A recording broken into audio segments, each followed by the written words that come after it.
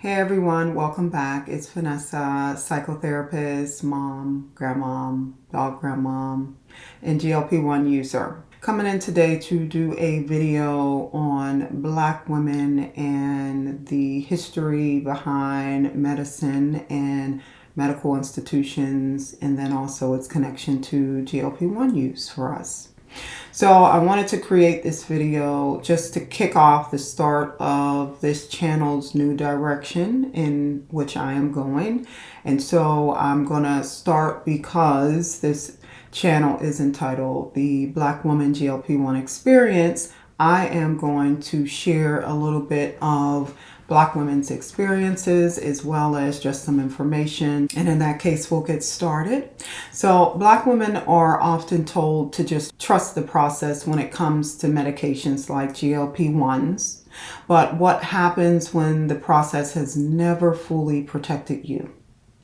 For many of us, this journey is not just about weight loss. It's about history, trust, and survival. When Black women enter conversations about GLP-1 medications, myself included, you are not starting from a blank slate. We are entering with lived experiences, family stories, and a deep embodied awareness that the medical system has not always been safe for us.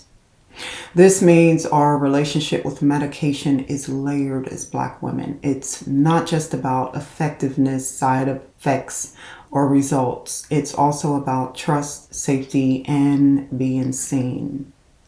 We cannot talk about medical care without acknowledging the history. Black women's bodies have been used, dismissed, and experimented on without consent.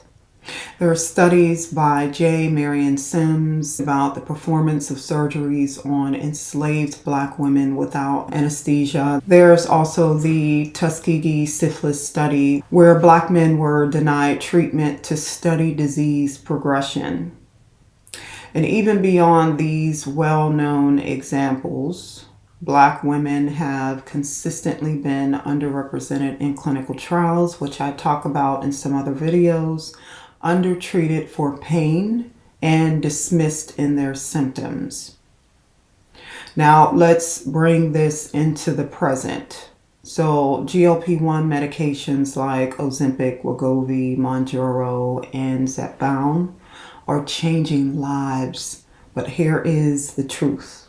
Black women are often, again, underrepresented in clinical trials, is less likely to be prescribed this medication, and face more barriers to access to this medication, including through insurance and also bias, which we can see that happening with Medicaid and Medicare. Although I did hear that Medicare is supposed to change the way they are going to approve this medication for individuals. That's great, because we know not that Black women receive Medicaid or Medicare more than any other group, but the biases exist there. So it's just important to know that. So we are navigating hope and hesitation, healing, and hypervigilance. This is where your nervous system comes into play.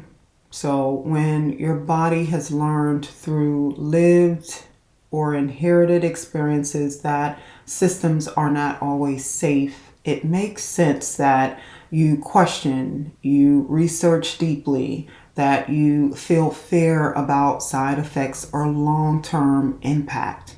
That is not resistance, that is wisdom. You are allowed to ask questions, to advocate for yourself, and take time in making decisions. Using GLP-1 medications does not mean blind trust. It means informed choice. And you deserve care that is collaborative, respectful, and transparent, no matter where you decide to get your medication. So before you journey, inhale and exhale, and just know that you can trust yourself to make informed decisions about your body.